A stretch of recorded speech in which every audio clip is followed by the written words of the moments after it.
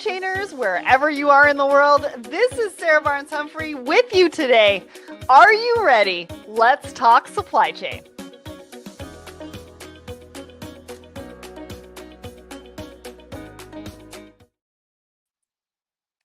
Good morning and happy April Fool's Day. I promise this is not an April Fool's joke. Sarah is just having some well-deserved time off. My name is Katie Date and I'm here to guest host today. I have the pleasure of having a guest on that I've known through many stages of life to talk about some of my favorite topics, sustainability and women growing in supply chain. But before we get started, we do have some housekeeping items that I would like to point you to.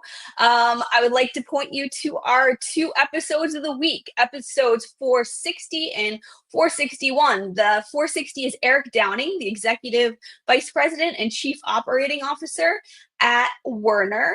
And episode 461, this is going to be a great one. This episode is part of our special series that was filmed at Manifest and features Bill Catania, the CEO of OneRail, and Anna Favreau of PepsiCo.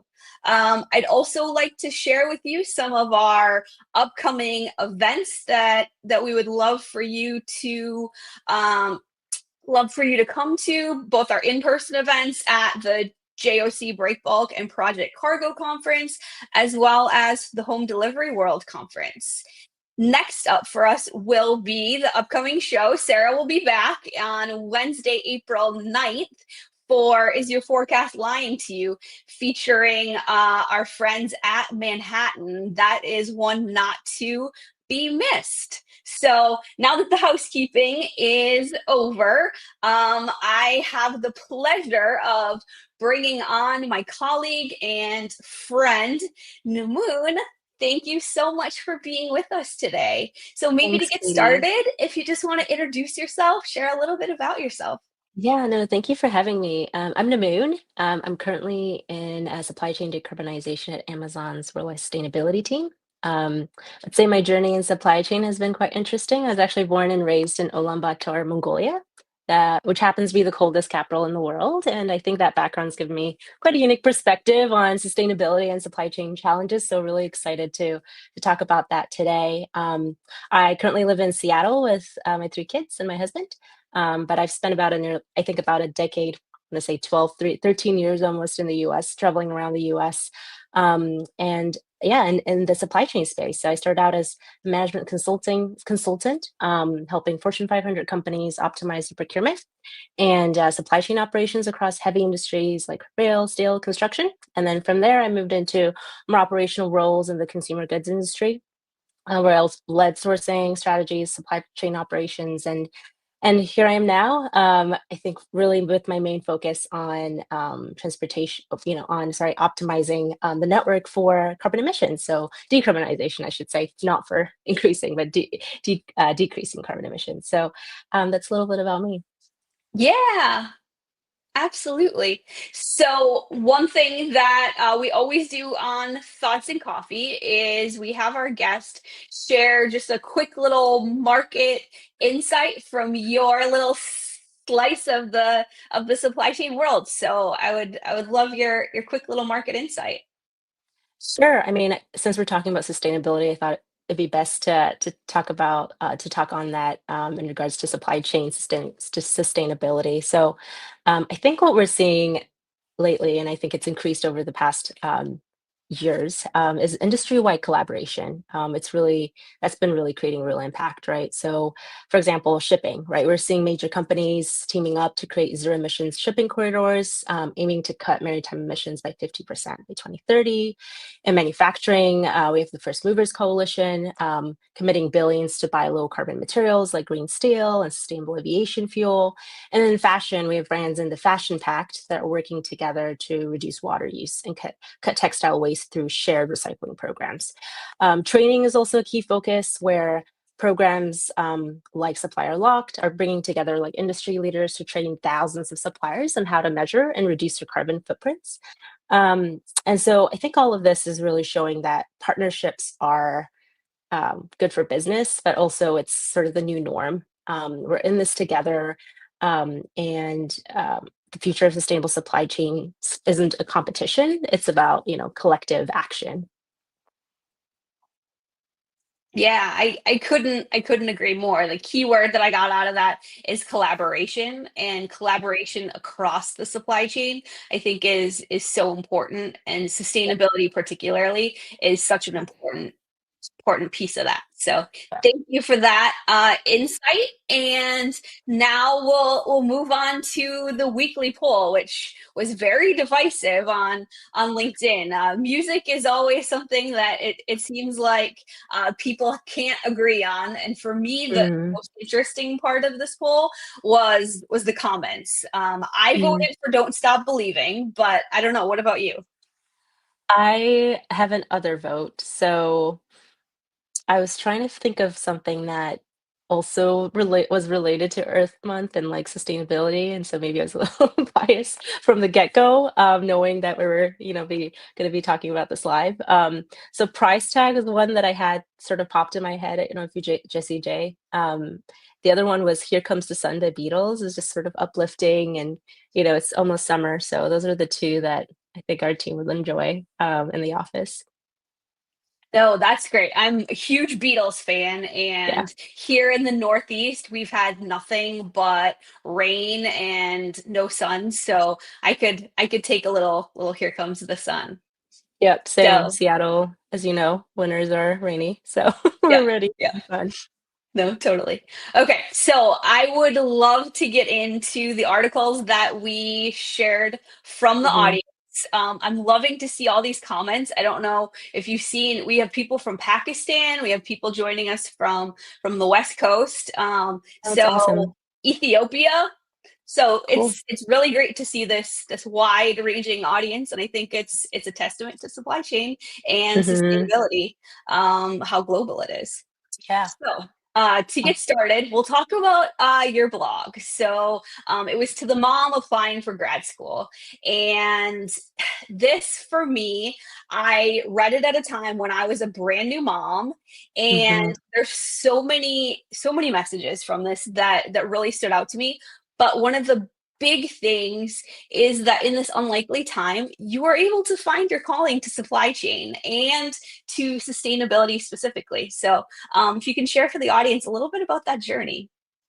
Yeah, yeah, no, for sure. I mean, it's interesting how, life's pivotal moments often come when we least expect them. So, like you said, for me, that moment came during my first pregnancy. I was in Ulaanbaatar, Mongolia, visiting my parents, and I was 8 months pregnant, sitting in the back of a cab. I remember distinctly just struggling to breathe because of the severe smog that had enveloped the city that year. The smog was largely caused by rapid urbanization happening as people moved from rural areas to the city seeking jobs, better opportunities. And then I think that experience just made me look deeper into why mass migration was happening. And what I discovered at the time was that many of these environmental and social challenges could be traced back to supply chain inefficiencies. Rural communities, at least back home, lacked the proper logistics and supply chain infrastructure to sustain local businesses and resources. And so I think this realization hit differently as I was preparing, to bring a child into the world. It wasn't just like an academic or professional interest anymore. It became truly personal. And I think the irony is that, and I sort of say it I think in the blog that many see parenthood, motherhood as like a time to step back from career ambitions. I think it actually crystallized my purpose. I've been working in, supply chain procurement consulting and operations, but this experience, I think, really helped me see how supply chains could be leveraged, not just for business efficiency, but for environmental and social impact. So it may seem like, I think at the time, supply chain management, or now, is an obvious field of study, but um, given how the pandemic has put supply chain issues in the spotlight, I think people think so, but it wasn't at the time. I was always thinking of going back to graduate school. I wasn't really sure for what and what specific field, but I knew with that experience exactly where I needed to focus on, and that led me to my graduate school, my graduate degree in supply chain management, where I eventually had the opportunity to do some research on sustainable supply chains.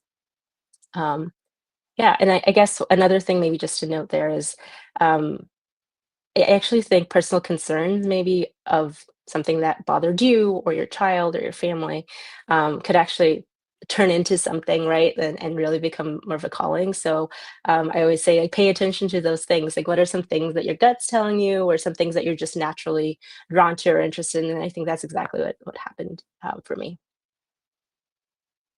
Yeah, absolutely. So I'd love to dig into that a little bit more because it's such Mhm. a powerful story about how personal experience shaped your professional path.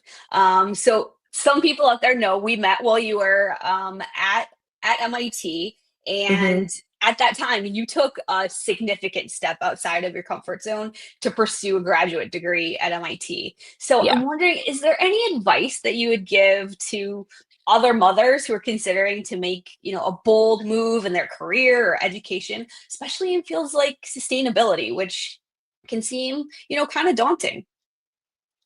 Yeah, no, I wouldn't just, limit it to mothers. I think all parents, right? The first advice I is like, reframe how we think about parenthood in relation to career moves. I think often we see being a parent as like a limitation when considering big changes like graduate school or career transitions, the next research topic or the next big, project or innovation.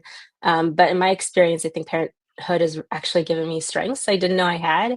And then again, this turned out to be incredibly valuable in supply chain and sustainability work. After all, parenting and I think sustainable supply chain management require both long-term thinking, ability to balance multiple stakeholder needs, and creative problem solving. So I think when you're a parent, you're already managing complex logistics, optimizing resources, and thinking about long-term impacts. And I think these are the same skills needed in sustainable supply chain work, for example. Um, and I think in my perspective, I think as a parent actually helped me better understand the human impact of supply chain decisions and like the urgency of sustainability initiatives. So really for the better. Maybe a second piece of advice is to focus on the process rather than fixating on like the perfect outcome. One thing parenthood taught me is that success isn't about doing everything perfectly, as I'm sure many parents know. It's not possible. It's about showing up consistently and making progress. And I think that mindset is particularly important in sustainability work, where the challenges are just overwhelming. You read the news, and they tend to not usually not highlight the best of what's happening, right? And I think just like in parenting, it's about making that consistent improvement rather than waiting for the perfect solution or the perfect set of data. Many of our supply chain practitioners know that, we have to estimate and make, the best estimate and assumption in certain cases where we don't have perfect data. So I think that's really helped me in that avenue as well. And then I think finally, I'd encourage parents to just trust their instincts about timing.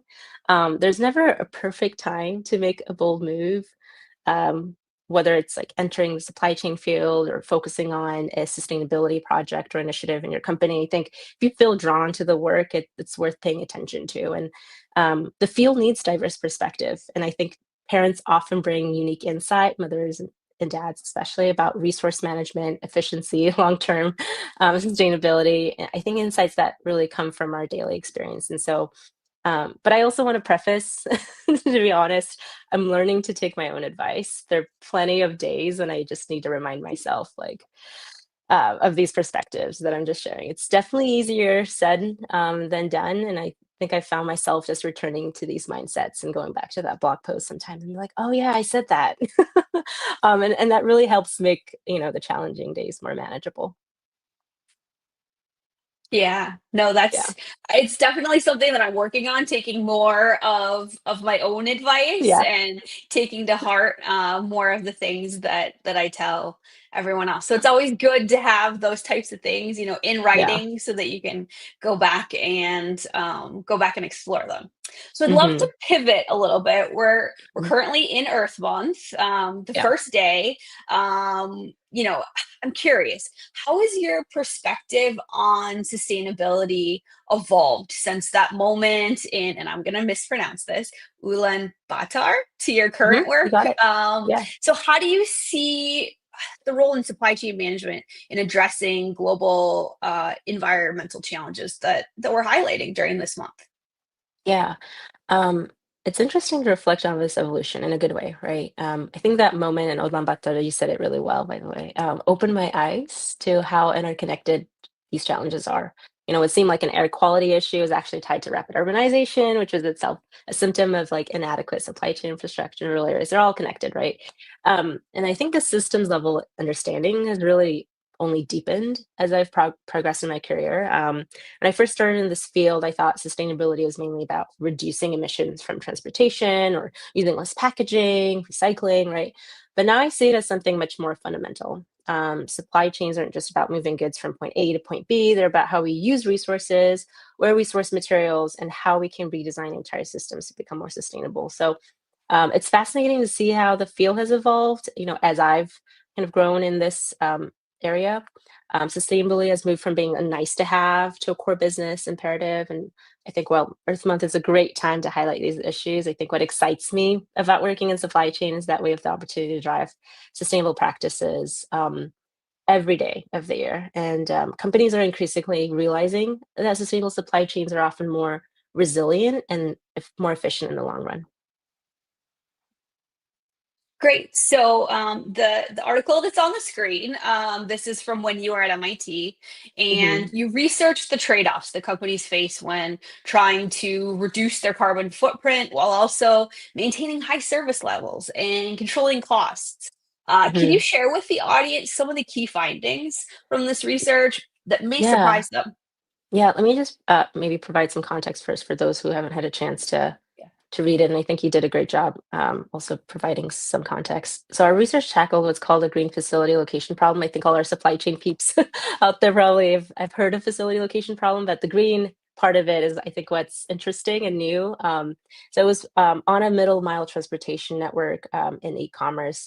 And that's really like the movements of goods between facilities before they reach the final customer.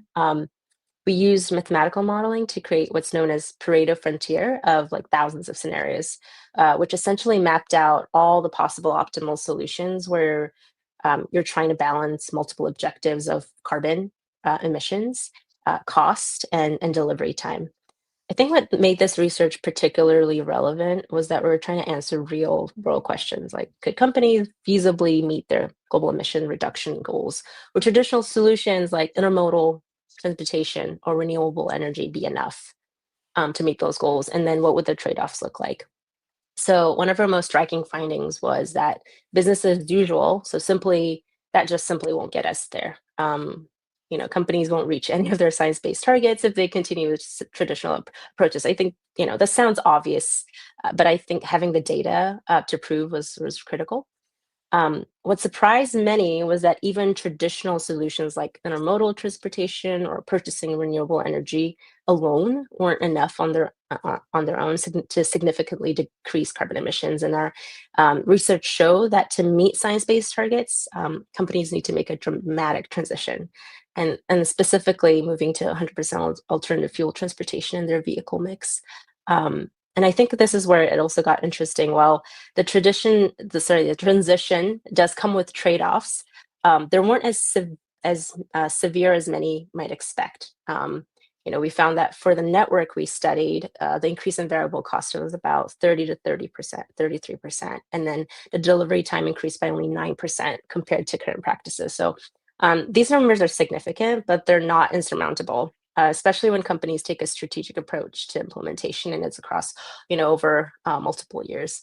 I think the most important finding was that the question isn't whether to invest in green vehicles or, alternative fuels, but rather which types of alternative fuel vehicles to invest in.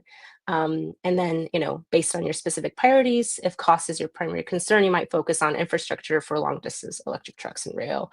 If delivery time is critical, you might need to look at solutions like biofuel planes, right? So it really kind of shifted our focus from like, should we be doing this to like, how, what should you choose? Like, what from the options, what makes most sense for your business? So I think that was the most interesting finding for us.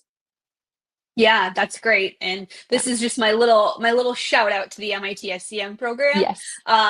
because all of the projects that the students are doing Mhm. there have real world data and you're working with Hmm. real world problems, and I think that's just, it's so valuable. And to be able to share these findings and then build on these findings, you know, in your current work, I think Hmm. um is really impactful. Hmm. So now that you're at Amazon, you've Hmm. continued your work in sustainability. Can you share a little bit more about what you're doing and what you're focused on?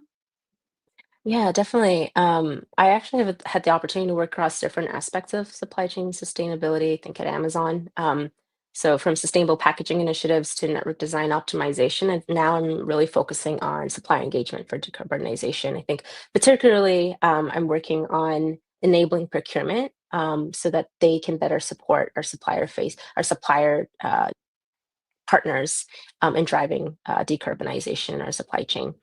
As you know, procurement teams are uniquely positioned to influence supply chain sustainability. And so and also just coming as a procurement practitioner, it's really been fulfilling. And I could see the impact of making sure that these supplier facing teams do have the right knowledge and tools to have those meaningful conversation with our suppliers so that they really move the needle with our suppliers. I'm also just really excited, honestly, but through this role to see the evolution of procurement's role in supplier decarbonization. You know, about a decade ago when I was doing it, or 5 years ago when I was in a different company, also, um, working on some aspect of procurement or sourcing. I can really see that shift from traditional buying metrics to including now sustainability criteria in supplier selection and development. And so now procurement teams may need to understand carbon accounting and size-based targets, and how to evaluate suppliers' sustainability initiatives, for example, and know what types of support, right, that our sustainability expertise and leadership and teams would need to provide, right, and really figure out what that collaboration looks like for the business team versus sustainability teams. Um, and yeah, just exciting to see it transform from like a commercial function to one that actually drives sustainable innovation through the supply chain. Yeah, I think when we empower these teams with the right knowledge and tools, you can really start to see and create that incremental and meaningful impact when we think about supply chain decarbonization. Yeah. So the in the third article, Hmm. it emphasizes how supply chains run the world, but can also save the world. As someone who has worked across, you know, several different aspects of sustainable supply chains, what do you see as the most promising developments in making global supply chains truly sustainable, particularly when it comes to managing sustainability Yeah, across different tiers of suppliers? yeah. I think Yeah, several promising developments. I think, and I'm an optimist too, so you can also take some of this with a grain of salt. But really, I am quite optimistic with one. We're seeing a fundamental shift in how I think companies view supply chain sustainability. It's not. I talked about procurement kind of being a green job, right? And so similarly, I think supply chain sustainability is no longer just about risk management or compliance, but about creating value, driving innovation. Companies are realizing that sustainable supply chains are often more resilient and efficient in the long run, as we've seen as part of the pandemic. And then second, technology, I think, is enabling unprecedented transparency and traceability across supply chain tiers, right?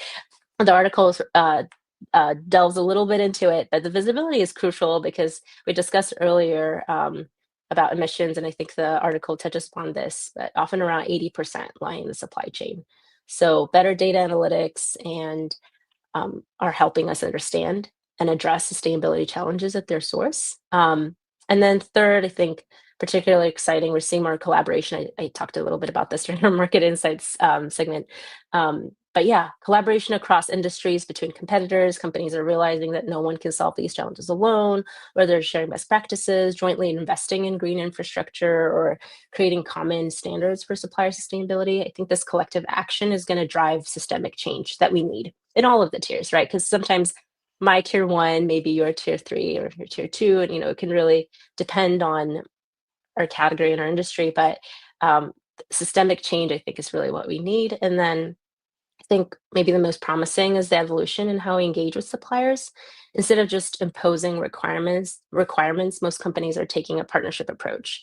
They're providing education. We talked about supplier locked as a partnership across, different industry leaders and educating thousands of suppliers on um, decarbonization. So providing education, technical support, financial incentives to help suppliers improve their sustainability performance. This is really where procurement and supplier facing teams would come in, as we think about selection criteria, embedding sustainability into selection criteria, and contracts and negotiation, et cetera. So I think this is critical because true sustainability really does require transformation across all tiers of the supply chain. And I think the things that I just shared really does touch all tiers. I think I should probably just also add that it's still evolving. I think we're still learning and adapting our approach, because this is all new. Everyone's like fed. We're all sort of in this together. There's all new challenges and new opportunities emerge. Almost every day is a new day. And I think what keeps me optimistic is just seeing how the supply chain community is increasingly embracing its potential to drive this change. Super. Thank you so much. Yeah. So, like I told you when we started, this is going to be the fastest, 30 minutes, and we're almost at the end of our time. So, maybe to wrap up, can you just share your vision for the future of global sustainable supply chains for our audience? Yeah, I think what I just said, right, is collaboration, learning from each other, learning from each other's best practices, learning again from each other's maybe oopsies, right? Hey, these are the things that we should avoid. So I think collaboration is key, and I'm seeing this already, in my work and other organizations and industry events that I've attended. Just people being so willing and being an open book to talk about what's worked for them and what's not worked for them, and how we can really kind of grapple, I think, the problem of our century, right, together.